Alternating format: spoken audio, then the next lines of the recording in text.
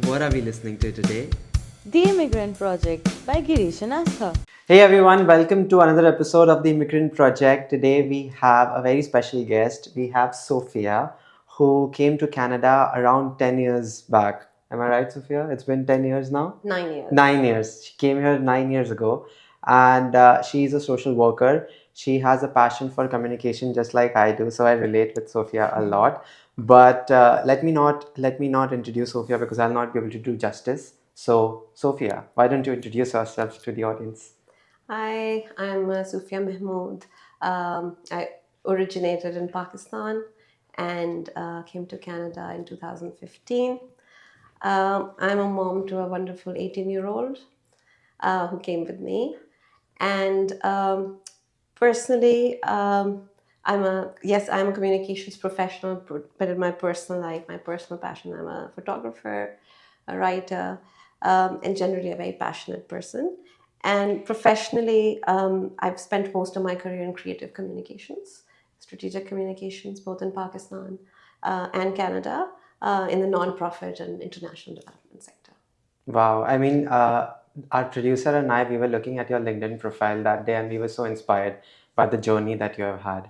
So we really want to follow your journey. That's Be like you someday. so nice. Thank you so much. So, Sophia, I was again having a conversation with one of the friends of our producers, and they also came here 7, 8 years ago, and they said that the Canada that they saw in the last decade is completely different from what they are seeing right now. Especially the quality of people in this country is changing. So I don't want to talk about that because I might not have experience. But in your opinion, since you came here 9 years ago, how do you think the country has changed, or how do you think the people in this country have changed in the past 9 years? That's a very interesting question. Um, but one thing I do want to say that I've changed a lot too in those 9 years, right? So when you change, your perspective changes as well. So you can't really ever tell if it's just you who are changing, the world around you is changing, or it's both, or maybe it's interlinked. Yeah. So with that, I do think that my experience coming here, I feel my biased opinion is that maybe it's slightly better now for newcomers in terms of their experience, and even I'm noticing their expectations are higher Okay. than what I came with 10 years ago. And I also feel, but maybe it's because I'm in my own non-profit bubble and I work at an organization which is 98% BIPOC. But I feel that maybe employment opportunities and attitude towards hiring immigrants might have improved, if Okay. not significantly, slightly, in the post George Floyd world. Yeah, yeah. In terms of life and general socialization, I I don't know. I feel that the mental health crisis here is worsening. I definitely feel loneliness is worsening, and I do think that has a lot to do with the economic situation, the affordability of life, the Yeah. hustle of life. Yeah. I do think it's becoming harder because life is getting even more expensive. Yeah, I think it's a problem with the Western world. Yes, so I do think that does have an impact on people's mental health, even social behaviors. It starts shifting the nature of the society and social interactions, but it happens slowly over time. So I can't again really say Yeah. that this change happened in 10 years, or it's slowly building up from way before. Does that Wow. make sense? Yeah, yeah. Can you comment on the economic changes that this country has seen in the past 10 years?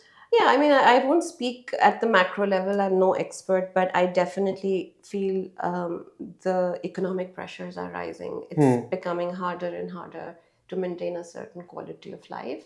And I think since COVID, the social isolation element has worsened and sort of again changed the trajectory. Yeah.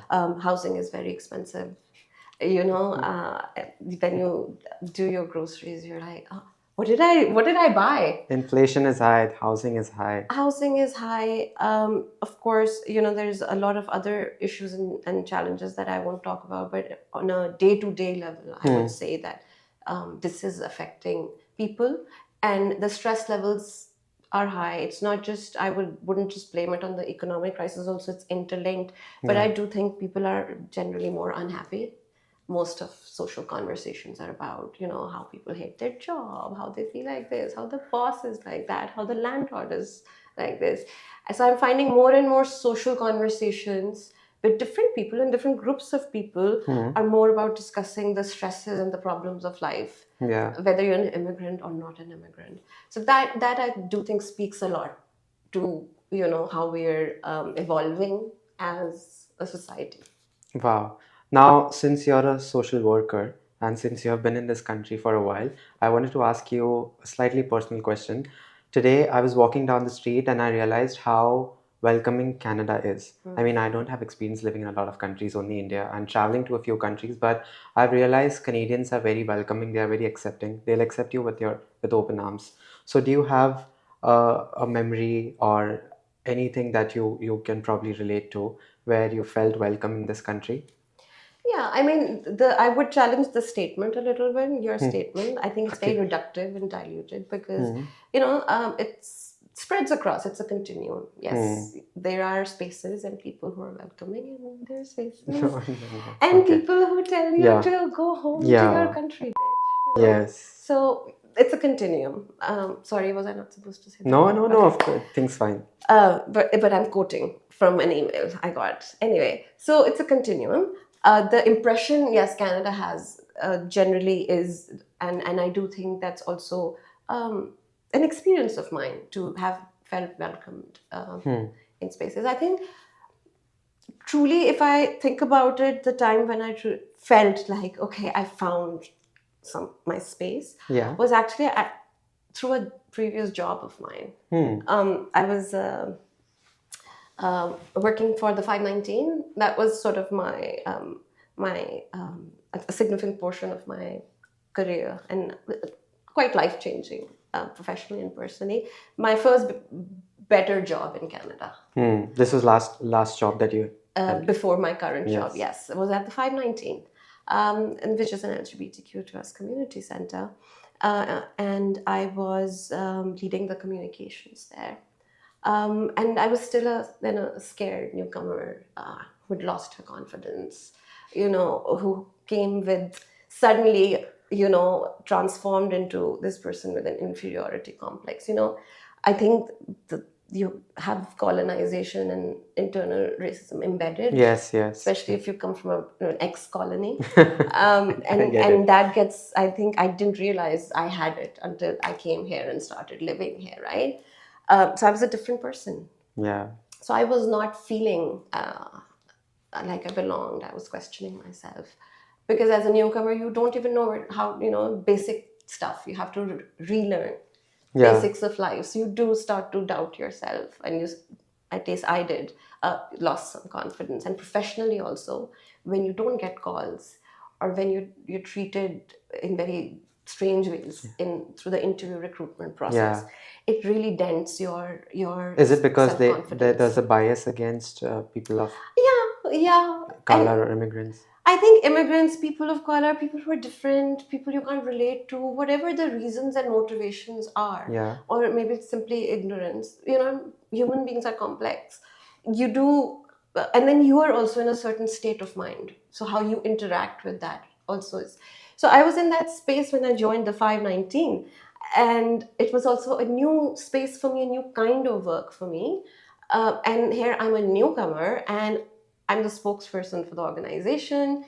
The terminology is different in every profession as well. Yeah. Canada is at a different stage of advocacy than Pakistan was at that time, right? So our language and I don't. So those were the things that was very scary, but it was an advocacy-focused organization. It was a community-based organization. It was representative of people who have been discriminated against for different reasons. Yeah. It was intersectional. And it was, a space which celebrated being different. And I've always been different in my own communities in Pakistan, in different areas that I've lived in my family. And very late in life, I had found my tribe.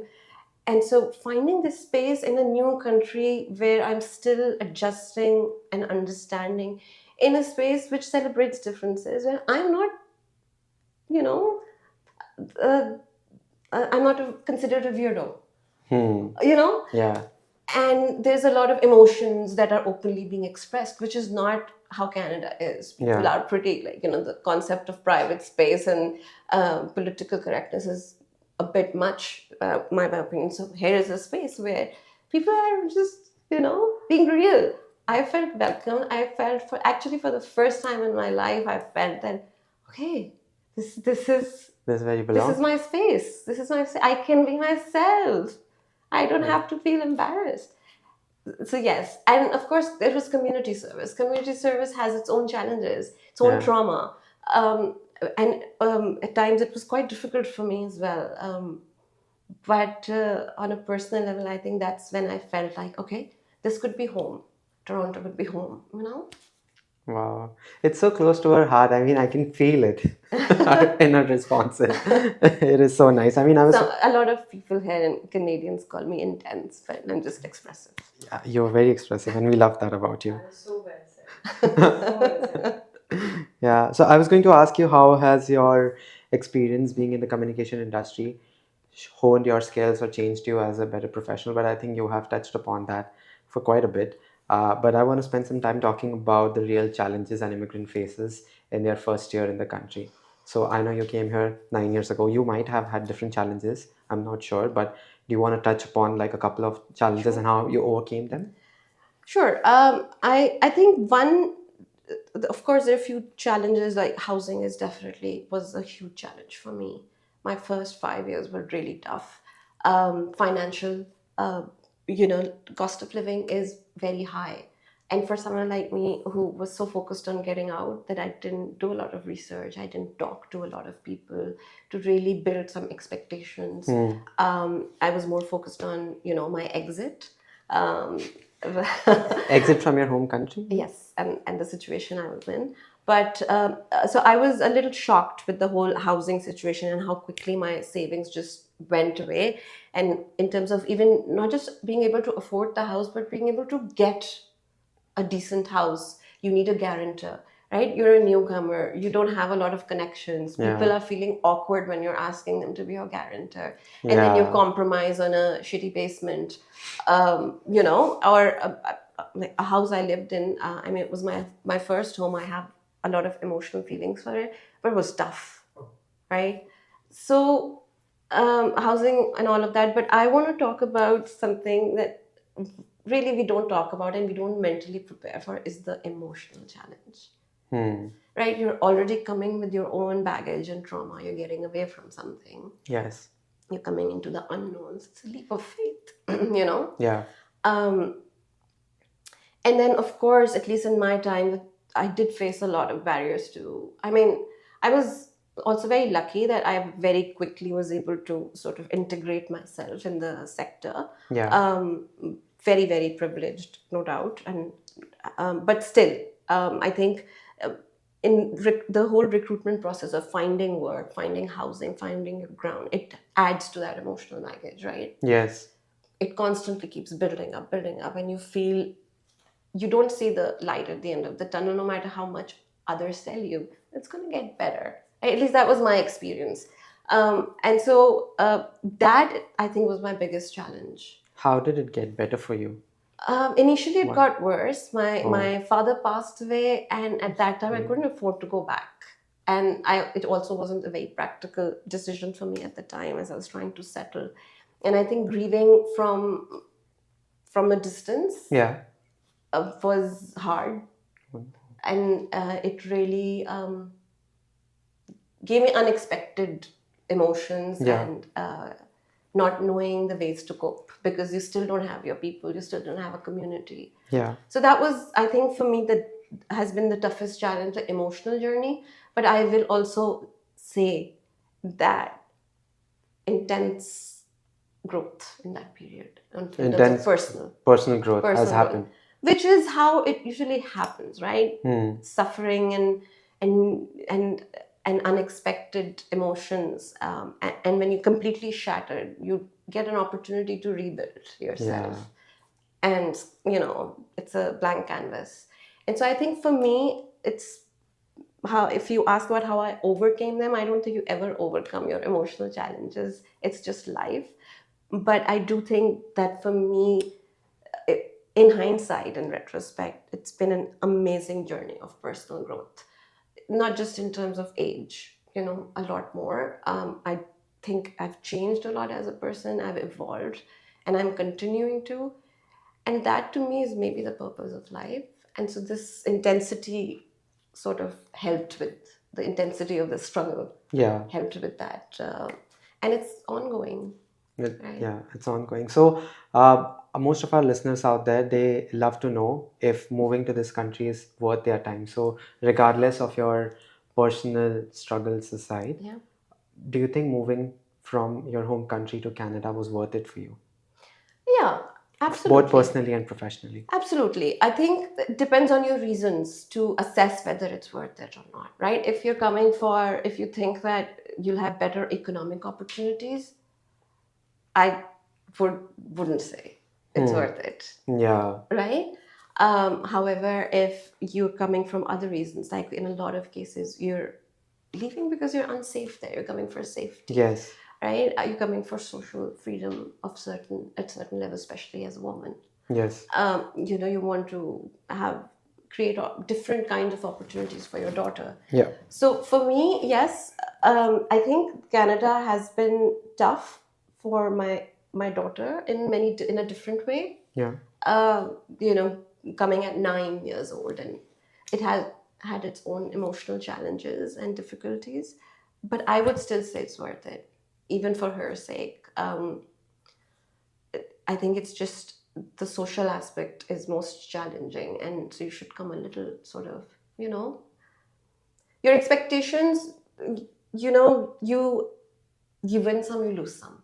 Yeah. It's always a trade-off. Trade-off. Yeah. In my country, I had a set of problems and I had a set of advantages and amazing things, right? The problems were either outweighing the advantages, or those were the kind of problems that I couldn't live with. Live with. Yes. So I traded that with a different set of problems and a different set of good things. Yeah.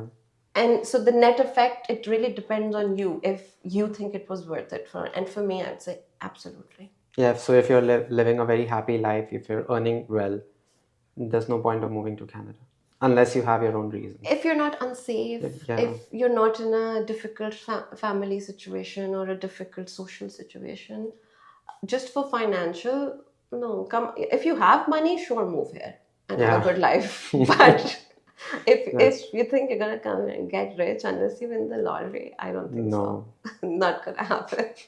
Instead, paycheck to paycheck, your quality of life will improve. Yeah. So we have a very important question for you, Soofia, and we only have 8 minutes, so I really want to cover this question. And for me to ask you this question, I have to read it because it's very important. So the question is: communication is often key to bridging cultural gaps. Can you share an example of a time when your communication skills helped you connect with someone from a very different background? Sure. I mean, if you think about it, yes, communication skills play a huge role, and there are certain basics like having the privilege not to have a language barrier, even if your accent gets noticed and picked on, but at least you can communicate. Yeah. So that's a privilege. I do think that despite communication style differences, communication language differences, and cultural background differences, there are some things that are common no matter which cultural background you come from. Right? You have fears, you have passions, and you have your life story and your tragedies, and your stressors. So that's something as humans we share. And I think one barrier to communication is not connecting on that level. And so, and that's in hindsight, right? So I would say, sorry, you asked for an example. I think initially, when I came, I was really looking to build a network, and still afraid of how much I can or what can I do, and scared. So I joined this class, social media for artists at OCAD, a short course. I thought I'll meet people, and I learned social cues about how to be a Canadian, how to network. And I met this wonderful artist, a Canadian, a white Canadian. And she was lovely, and I said, "Listen, I'm new, and I'm trying to build connections." And so she invited me to her friends group. They would call it Patio Club, and they were a group of old friends who used to meet on, I think, weekends at a bar.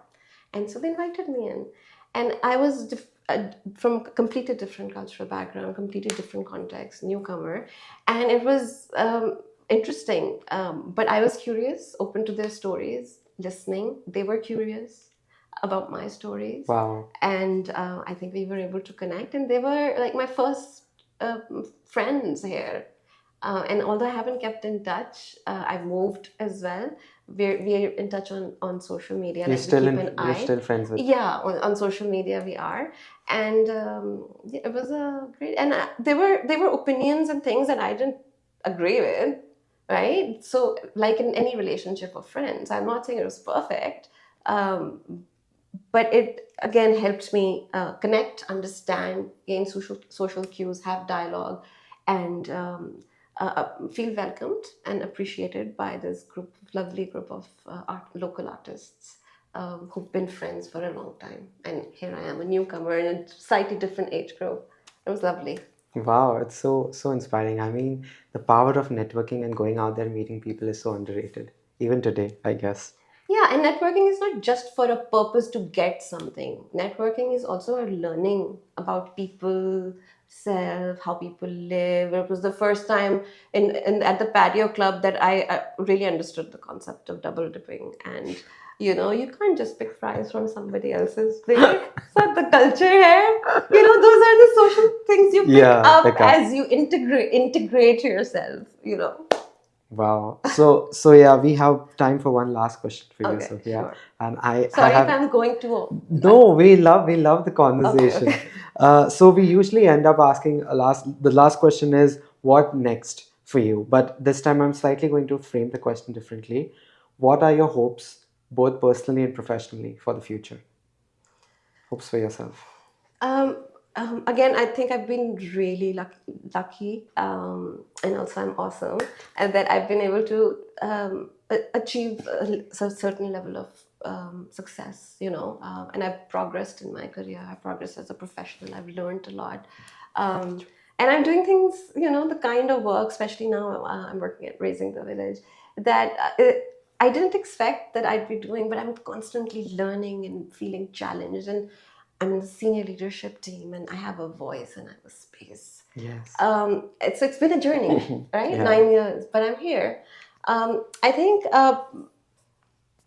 it is also tough being a senior leader. I tell you, it's very stressful. Oh, no. So hopes for the future, both personally and professionally, is that I'm able to, bring some,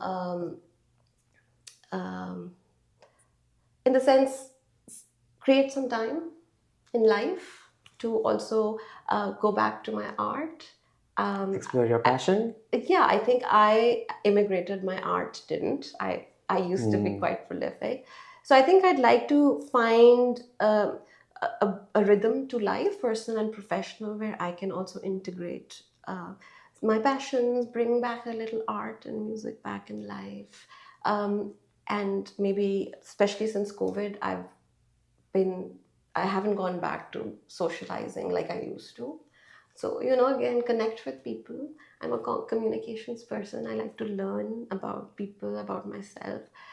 So I do think that I can keep growing towards a more less stressed life, and which has not only to do with your environment, but also, yourself. Yeah. So personal growth, not stress out too much. And I really hope that my daughter finds a dream of, for a future that she's happy with, because she can do anything. Wow. Thank you so much, Soofia. I mean, this was such a wonderful conversation. Guys, whoever is listening to this episode, Sophia's episode will inspire you. I'm sure it'll make you cry as well. But I am sold. I'm inspired. I really want to Thank follow you. Sophia's professional journey and be like her someday. Oh, thank you. Sophia, for our audience, if they would like to connect with you, what would be the best way? Well, LinkedIn? best way would be to, yeah, LinkedIn or visit my website. I have, some work from my pre-immigrant life. It has my email as well. So you can connect by email. Website, you can give the I'll address post maybe in it on the the link. link. And maybe it'll inspire me to start creating some new work. That's so nice. Yeah. Thank you, Sophia, for being on the episode. We really appreciate My you. pleasure. Thanks for having me. It was really fun. Thank you.